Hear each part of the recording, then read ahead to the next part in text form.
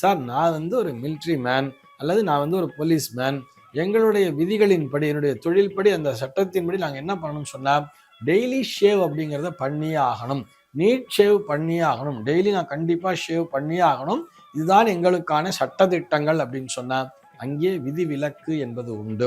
அங்கே இம்பார்ட்டன்ஸுங்கிறது சட்டத்திற்குத்தான் கொடுக்க வேண்டுமே தவிர இங்கே அது சாஸ்திரமே அதை அனுமதிக்கிறது அப்படிங்கிறதுக்காக சொல்றோம். இது வந்து வீட்டிலேயே இருந்துட்டு ஒரு வைதிகமா இருந்துட்டு இருக்கவளுக்கு தான் இந்த ரூல் எல்லாமே தவிர சாதாரணமா இருக்கிறவாளுக்கு, அதாவது லௌகீகமான வாழ்க்கை, இதுல வந்து மிலிட்ரி பர்சன்ஸ் வந்து டெய்லி கண்டிப்பா ஷேவ் பண்ணியே ஆகணுங்கிற கண்டிஷன் இருக்கு இல்லையா, அவர்களுக்கு இந்த விதி என்பது பொருந்தாது. அதே மாதிரி இரண்டாவதா ஒரு விதி சொல்லியிருப்போம், மலை ஏறி செல்லக்கூடாது அப்படின்னு சொன்னா, சார் நான் இருக்கிறதே மலையில தான் சார், நாங்கள் இருக்கிறதே ஒரு மலைவாசஸ்தலத்துல தான் இருக்கோம், நான் டெய்லி கீழே போயிட்டு போயிட்டு மேலே வந்துட்டே இருக்கணும்னு சொன்னா அது அவருடைய அன்றாட பணி, தினந்தோறும் அவர்கள் சென்று கொண்டிருப்பதை பற்றி பிரச்சனையே இல்லை.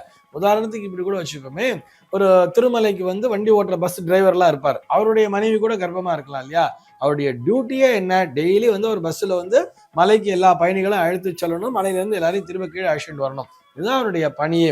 டியூட்டி பவுண்டடா வரும் பொழுது, அவருடைய பணி அதுதான் வரும் பொழுது அங்கே விதிவிலக்கு என்பது உண்டு. எனக்கு மலை மேலதான் வேலையே அப்படின்னு சொல்லி இருந்தா தாராளமாக மனைவி கர்ப்பமாக இருக்கும் பொழுது கூட அவர்கள் மலை ஏறலாம்.